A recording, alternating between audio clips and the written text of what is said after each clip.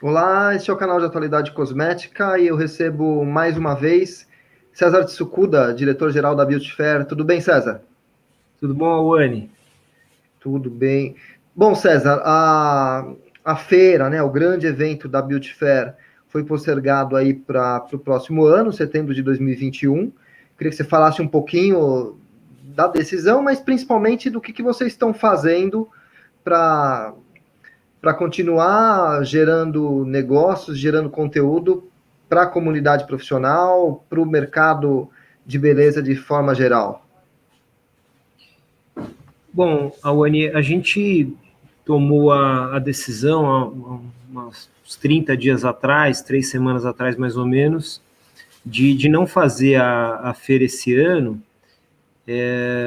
por entender que, tanto do ponto de vista de saúde, mas também, né, igualmente importante, do ponto de vista de mercado, a gente não teria condições de realizar um evento na magnitude que a Beauty Fair tem sido nos últimos anos, né?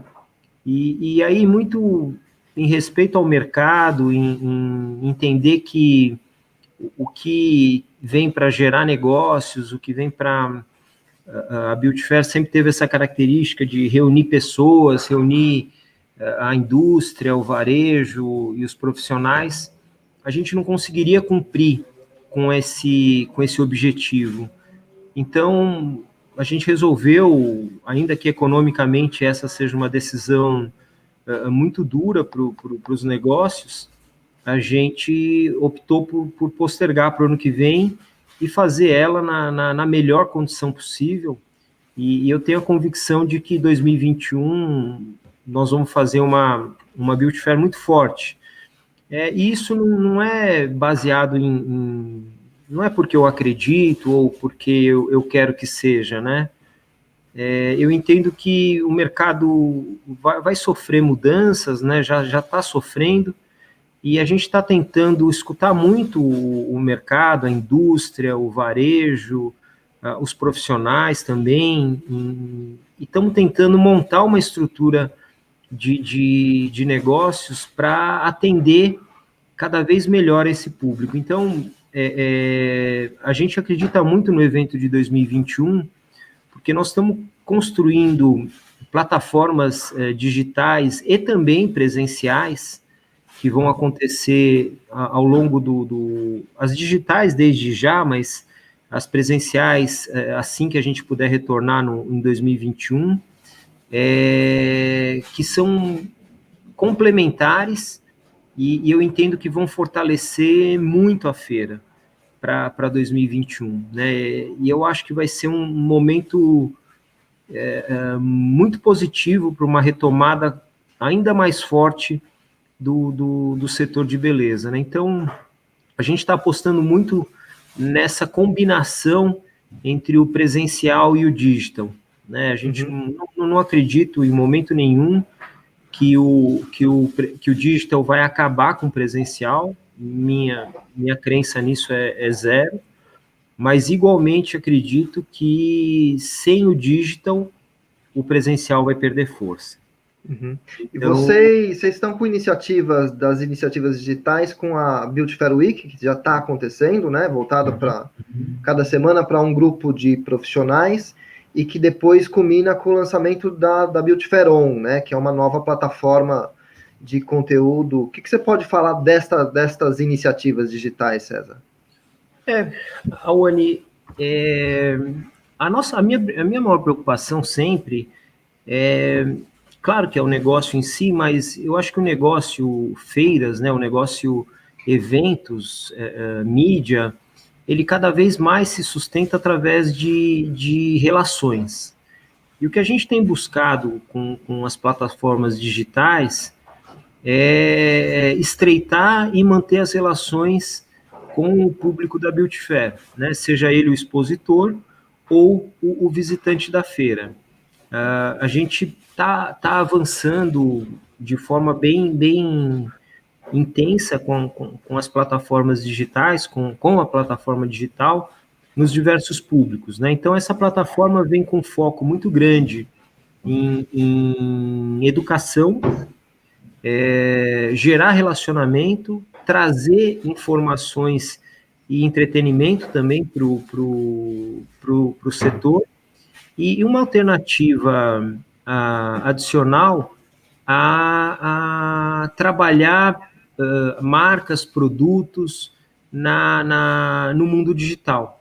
Então, a gente vem com uma cesta de soluções muito interessante aí na parte educacional para os profissionais, e para a indústria uma alternativa, vamos dizer assim, diferente de como trabalhar digitalmente a sua marca, os seus produtos, os seus lançamentos. Então, essa plataforma nada mais é do que tentar entregar o que a Beauty Fair tem como propósito durante a feira, ao longo do ano, só que de uma forma diferente, uma forma digital, que é onde a gente consegue ter uma capilaridade maior e manter um contato mais próximo ao longo do ano com o público da feira, e não só durante os 4 dias do evento. Uhum.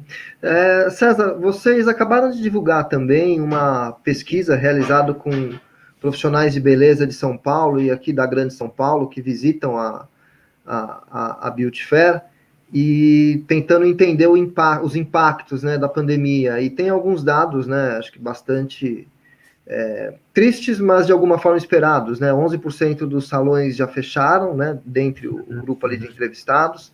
Outros 22 ainda não sabem se volta. Acho que a pesquisa foi feita ali em meados agora de julho, né? Isso.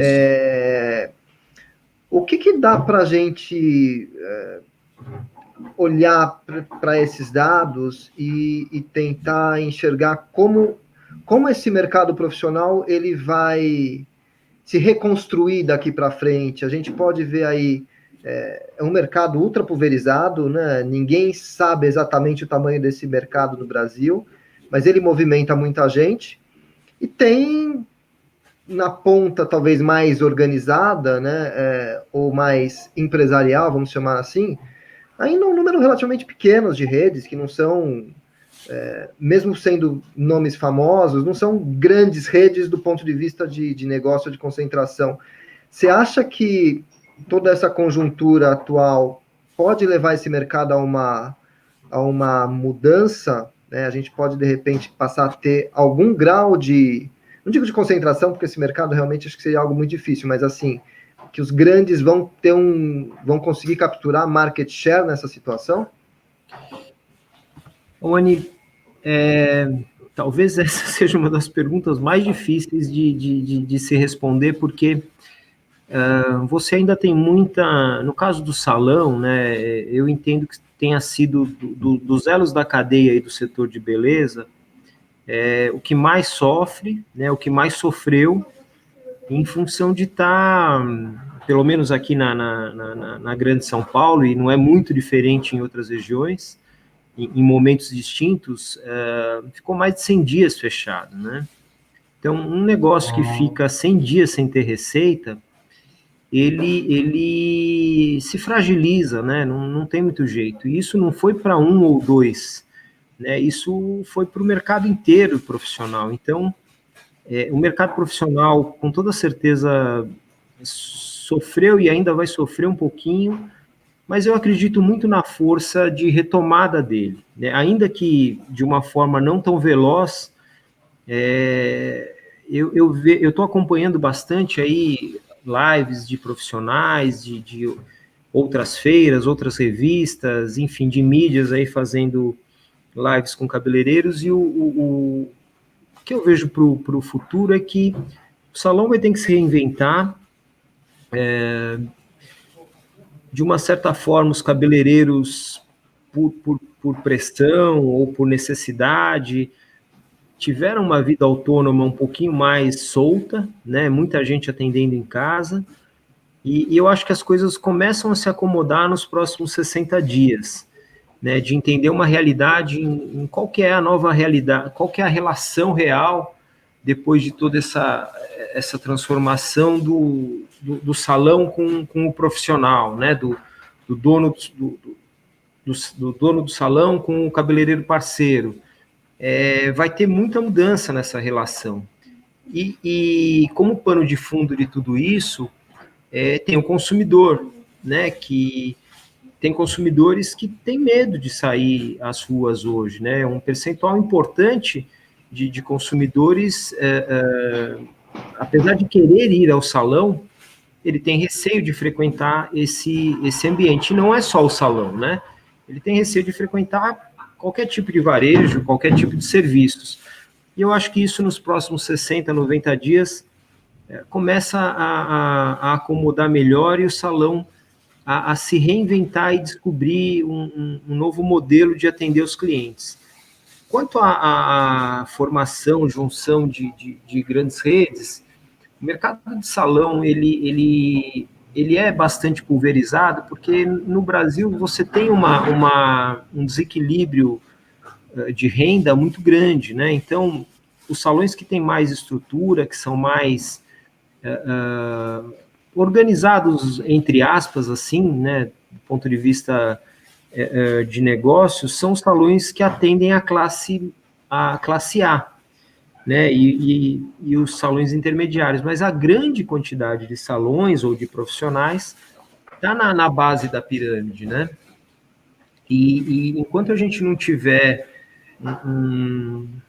um formato um pouco mais adequado de modelo de negócio, né, como a Lei Salão Parceiro trouxe, mas que a gente consiga ter mais capilaridade ainda em toda a lei, é muito difícil de você conseguir construir grandes redes, né? Isso não quer dizer que não vão ter fusões, já está acontecendo alguma coisa nesse sentido dos salões maiores, né? Mas como a característica do mercado ainda tem muito salão individual, muito profissional que atua individualmente, eu acho que num curto espaço de tempo tem um movimento que ele um movimento nas grandes redes, que podem sim, eventualmente, estarem se unindo, se fundindo, mas do salão médio para baixo, eu acho que ainda não é um movimento possível.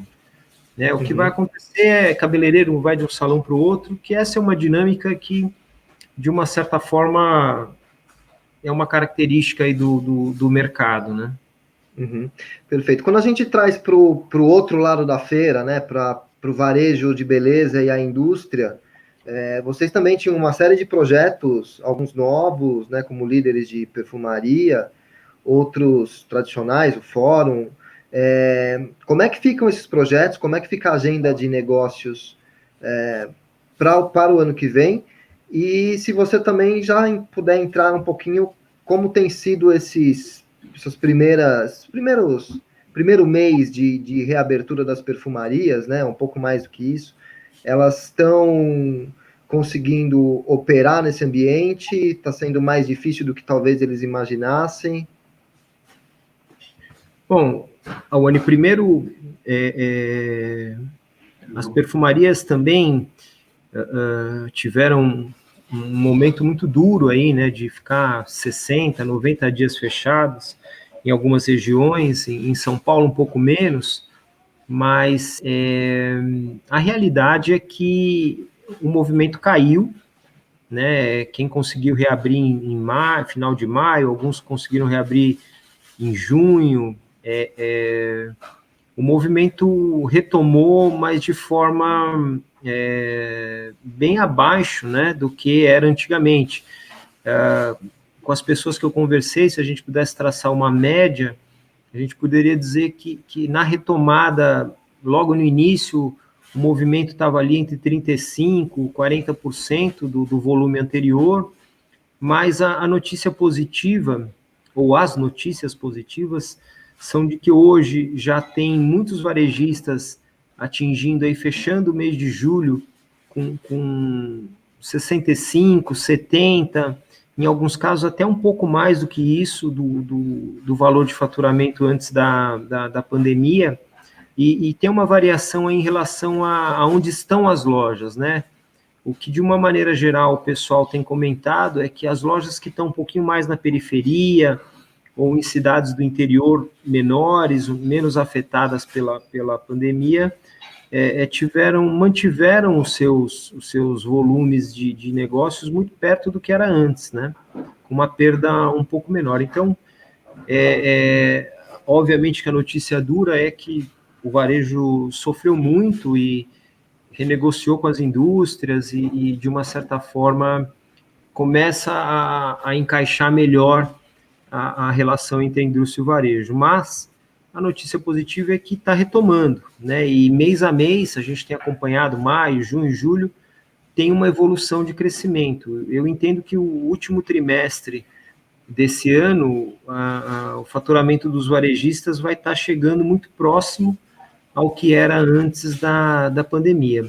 A segunda boa notícia, que na verdade é mais uma validação de uma perspectiva que já existia, é que as lojas que têm e-commerce, ou os e-commerces individuais no setor de beleza, tiveram um crescimento de fato astronômico, né? É claro que para quem tem um mix de lojas físicas e e-commerce, a ausência do faturamento das lojas físicas é muito maior do que o e-commerce gerou, ainda que ele tenha crescido de forma substancial, né? Então, os grandes varejistas todos estão fazendo um movimento para os que não tinham, né? Para o digital, e aqueles que tinham conseguiram surfar de forma positiva aí nesse canal de vendas, né? Então, esse é o cenário. Eu acredito que a retomada agora começa um pouquinho mais forte, sempre com um olhar muito atento à questão da perda de renda, ao desemprego, que isso afeta diretamente, né, o setor de beleza, o próprio mercado profissional ainda numa retomada um pouco mais lenta, mas muita perfumaria, muitos varejistas fizeram uma lição de casa de reestruturar seus negócios, deixar operações mais leves, para poder retomar suas atividades com mais velocidade e buscar crescimento. Então, eu vejo, assim, como cenário para 20, como cenário para 20, ainda um cenário duro, mas para 21 muito positivo. E com isso, a gente mantém os projetos para 21 com toda a força. Essa semana mesmo a gente teve surpresas extremamente agradáveis de pelo menos 2 marcas entrando no projeto de líderes de perfumaria, pedindo para entrar, renovando não, né, assinando contratos para participar do projeto. Então, a gente está, Awane, eu te falei, né, eu sou otimista, tal, tenho preocupação nos próximos 6 meses, mas eu tenho um otimismo em relação a 2021, assim, que em alguns momentos eu prefiro até me policiar um pouco, porque para não nós não gerar estamos... expectativas muito altas. Mas sabe, o negócio, o mercado vai continuar, né? A gente precisa... São 6 meses ainda duros, mas cada mês que passa um pouco melhor e algumas coisas que a gente dava menos valor antigamente, a gente vai passar a dar mais valor. Eu não tenho dúvida disso. E uma das questões que eu entendo que é perfil da Beauty Fair, e eu acho que com isso a gente pode sair mais forte, é de gerar relações, de estreitar relações. E os nossos eventos, ainda que a gente vá acelerar a parte digital, estão muito ligados a criar relações, né, a estreitar relacionamentos. Então, eu acho que a gente se fortalece, né, do ponto de vista de negócios, em 2021. Uhum. Além do Líderes de Perfumaria, César, que era um evento novo, né? Era um evento que vocês lançariam este ano, reunindo ali as principais redes para uma semana, né, específica ali, com muita interação.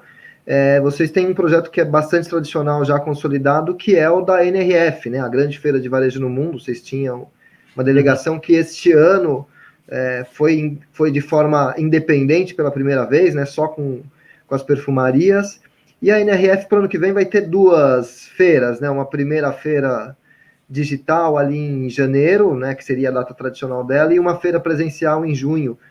Vocês já têm o desenho de como fica a delegação? Wani, essas mudanças todas são muito recentes, né? E a gente tem uma ideia do que vai ser feito. Com toda certeza, nós vamos estar presentes ativamente em todos os eventos, mas inicialmente o que eu tenho para te dizer é que no evento agora de janeiro, a gente vai fazer uma cobertura digital e vai trazer isso para os varejistas no Brasil. O evento de junho, ainda nós não, a princípio, nós não vamos dar carga plena, mas em breve a gente vai estar lançando já a NRF de 22, que a princípio, né, estamos aguardando algumas confirmações da NRF, mas a gente deve vir com força para retomar o projeto, retomar aquele grupo do setor de beleza em 2022, né? Junho, ainda eu acho que é um pouco cedo para a gente conseguir organizar e também ficaria muito perto do evento de janeiro do ano seguinte, né? Seriam 6 meses só de distância. Então a gente está pensando ainda no que a gente vai fazer para a NRF de junho. Mas para a NRF de janeiro de 22, com toda certeza a gente vem com muita força. Uhum. E vocês têm outra iniciativa internacional aí, mais voltado para a indústria, né, que é o pavilhão da Beauty Fair na Cosmoprof em Bolonha, que também estava programado para esse ano, a feira foi postergada também para o ano que vem.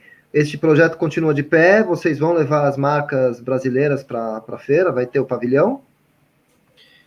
A Wani continua de pé, né? A gente teve uma reunião com a Cosmoprof essa semana, e eu acho que eles estão bastante conscientes, né, dos movimentos que estão fazendo.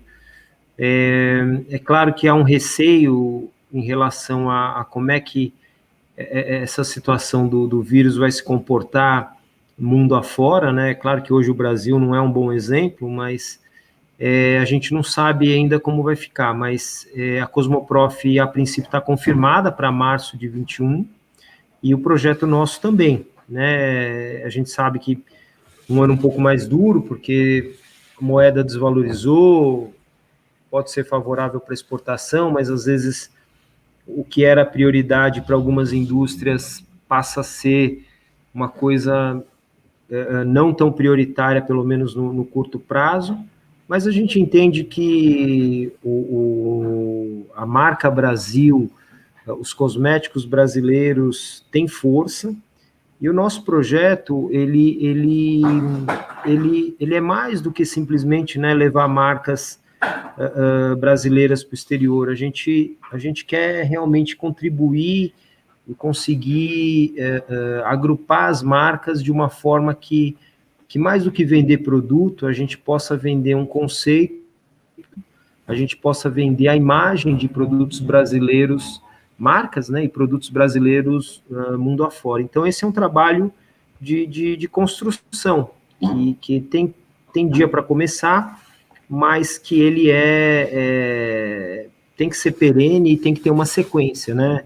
Qualquer construção de marca ou coisa nesse sentido, ele é muito ligado à frequência, ele é muito ligado a estar presente constantemente, né? Então, a gente está mais do que confirmado para 2021, ainda que com um grupo menor de marcas, mas é um projeto que a gente acredita muito para o futuro, né? Um projeto de médio e longo prazo. Perfeito. E César, um último ponto que eu queria abordar com você, justamente sentir o pulso da indústria, né? A gente falou dos salões, falou aí do varejo de beleza. Como é que a indústria, né, que atende esses dois canais, está se comportando? Você conversa bastante com líderes aí de diversos perfis de indústria, o que eles estão sentindo? É um ano que, assim, o último trimestre vai ser salvador para todo mundo, esse ano já ninguém tem grandes expectativas? Olha, Awane, é curioso porque no caso da indústria você tem se a gente pudesse dividir assim, talvez você tenha 3 grandes grupos aí de indústrias do ponto de vista de perspectiva, né? Você tem um grupo, ainda que menor, mas bastante consistente de indústrias que estão mantendo seus faturamentos e até com algum crescimento no acumulado aí do primeiro semestre, mesmo com toda a confusão da pandemia em termos de fechamento de lojas. Essencialmente são marcas que, de alguma forma, souberam surfar na questão do álcool gel, de produtos ligados à pandemia, mas que essencialmente atendiam outros canais também, e principalmente alguns e-commerces, né? Então, tem um grupo consistente de marcas que sofreu nada ou muito pouco durante essa pandemia. A maior parte das indústrias perdeu faturamento, perdeu 15%, 20%, 30% do seu faturamento, principalmente aquelas que dependiam muito da perfumaria e do salão, né? No caso do salão, até um pouco mais, que são indústrias que caíram com faturamento, mas que de junho, julho para cá estão conseguindo retomar numa proporção bastante interessante, né?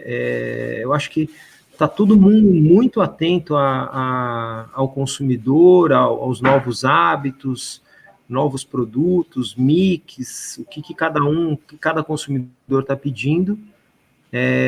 Eu já estou escutando muitas indústrias agora para agosto e setembro, mantendo o seu ritmo e a quantidade de lançamentos. Então, em agosto e setembro, a gente vai ter um volume grande de lançamento. E, na minha leitura, esses lançamentos nada mais é que uma resposta em dizer: eu acredito, eu continuo forte, quero seguir, estou aqui no mercado, estou escutando o varejista, estou escutando o consumidor, estou escutando o profissional, e novidades. Estou trazendo novidades para a gente tentar retomar numa velocidade maior, né? Nesse momento, a indústria, por mais que tenha tido aí um certo desgaste na relação entre a indústria e o varejista, do ponto de vista de negociação de estoques, de valores em aberto, as indústrias que mantiveram a aproximação, a proximidade com os varejistas, eu tenho certeza que nessa retomada vão se sair bem, né? E a gente já está vendo isso em muitos casos aí de marcas e de varejistas que estão se sobressaindo. Uhum. E o terceiro grupo seria o das empresas que estão mais lascadas? Wani, o terceiro grupo são das empresas que, de alguma forma, talvez já viessem sofrendo, tá? E a pandemia, de alguma forma, acelerou um pouco essa questão de não estar bem no mercado, né? Mas parte desse terceiro grupo está fazendo também a lição de casa, em termos de rever os seus negócios, rever modelo, rever canais, rever estrutura, e eu acho que isso, assim, a médio prazo, não é nem a longo prazo, não, a médio prazo vai fortalecer o setor, né? Vai fortalecer em função das empresas retomarem os seus negócios, ainda que com dificuldade, mas do ponto de vista de eficiência, de estrutura, com ela mais compacta, com ela mais, com toda certeza, mais adequada e apropriada para enfrentar esse momento, né? Uhum. Perfeito. Eu conversei com César Tsukuda, diretor-geral da Beauty Fair. César, obrigado. Awane, sempre um prazer. Parabéns aí pelo seu trabalho, pelo seu empenho de sempre aí, em estar sempre ajudando o setor, de estar sempre tentando conectar e aproximar pessoas. O que precisar da Beauty Fair, tamo junto, pode contar com a gente sempre. Não, contaremos sempre. Abraço. Um abraço.